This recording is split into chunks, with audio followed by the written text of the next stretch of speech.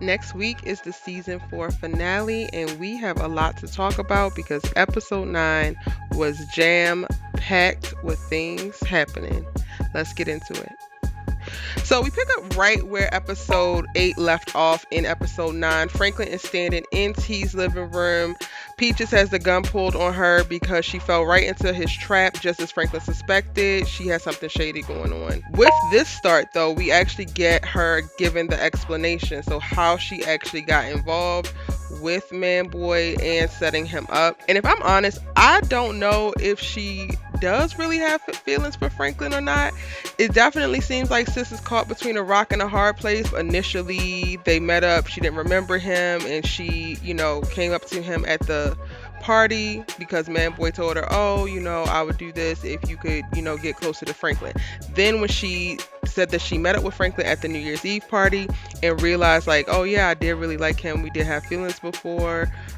She tried to back out of it, and that's when MANBOY pulled her brother into it, had him beat up, had him like hurt really, really badly, and basically told her like, okay, you don't have a choice.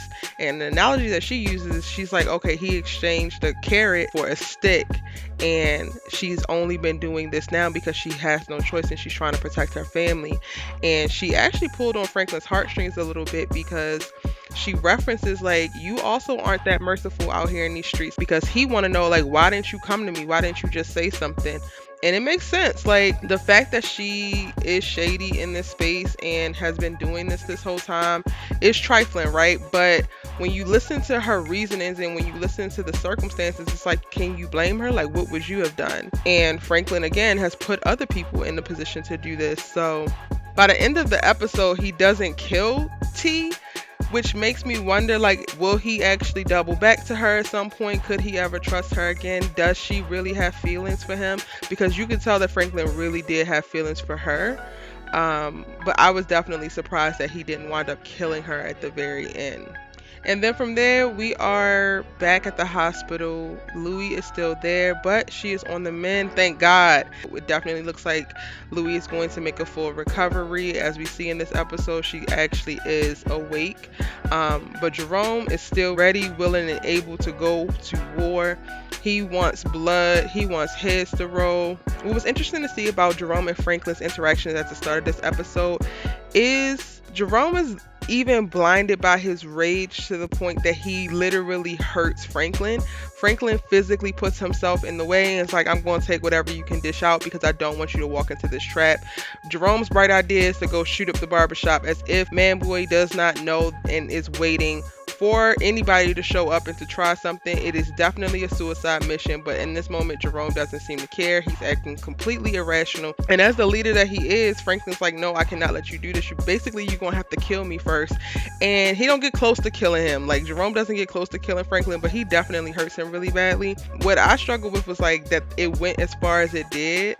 But I also think that Jerome was not just expressing aggression about Louie being shot, but also his frustration for Franklin even having him in this position because he doesn't want to be in anymore. And at the end of the day, Jerome backs down.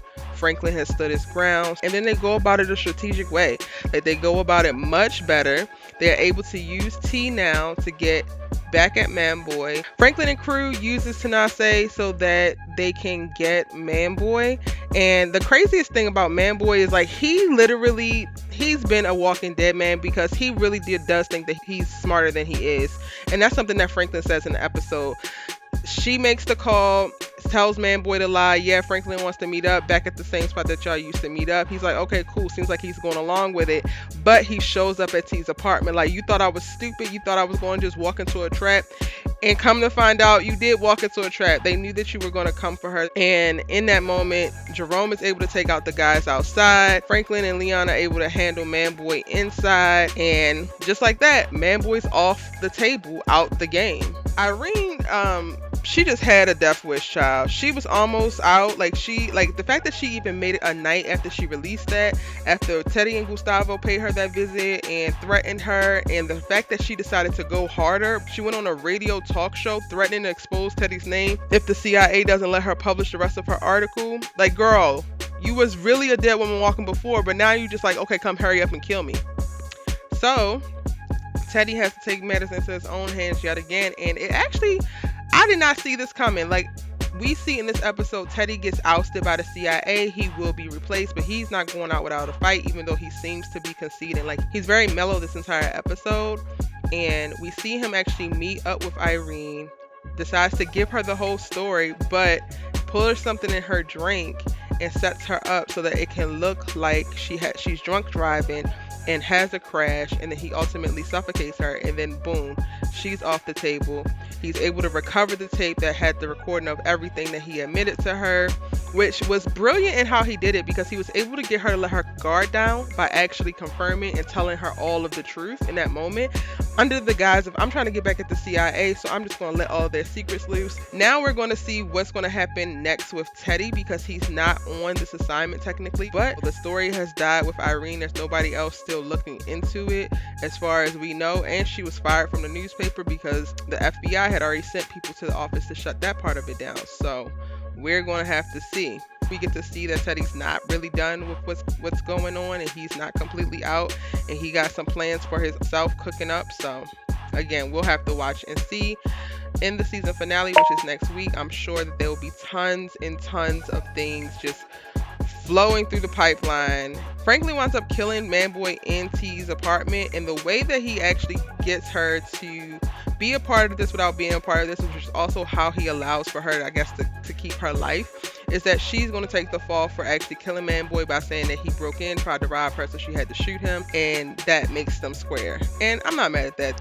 Having Franklin not just be killing people is something that I'm with, because it really hurts me when I have to see him kill people.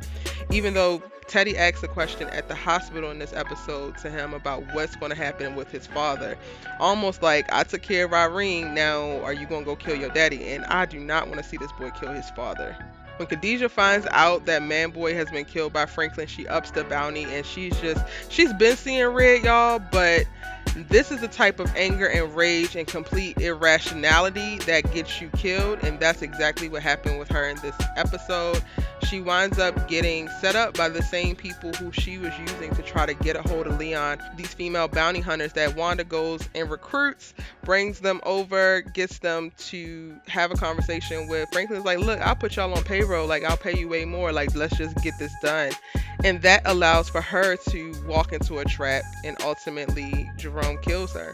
At the end of the episode, Scully finds out about KHADIJAH's death, and he has been a lot more subdued since his daughter died, but I think that this could be the thing that snaps him back to Psycho Scully. So we're definitely going to see more bloodshed. It's not going to calm down. It's not going to slow down just because Manboy and KHADIJAH are off the table. In episode 8, Alton wants Cissy to run away with him, and she chooses not to, but she chooses herself. She's not trying to not choose him, and he returns to check on her in this episode and says that if she's not leaving, then he's not leaving either. And he actually does this at the hospital, and Franklin is able to walk up on them, so you can see that there's still tension. I can't really tell what Franklin's going to do in reference to still dealing with Alton, but he definitely doesn't want him around. I don't know where Cissy falls yet either, because you can tell that she hasn't let Alton go, or she doesn't want like nothing to do with him, but she also knows that she can't be with him, and she's kind of stuck between these two men that she loves. And that is my episode 9 from season 4 of Snowfall breakdown. Y'all tell me what you thought of the episode in the comment section down below. I'm your girl Erica Vane, and I post new television recaps, episode breakdowns, and more every day, multiple times a day. Usually I'm covering your favorite television shows, films, as well as entertainment news. You should really join the tribe by hitting subscribe. Like the video because you made it this far, and I know that you liked it, and share it on your social media if you really want to show some love and support to your girl. Just be sure to tag me so that I can repost you. If you want to catch up on all of my Snowfall videos, I have the playlist link right here, or if you're looking for something new to watch, I have 2 suggestions for you right here. I'll see you in my next video. Bye.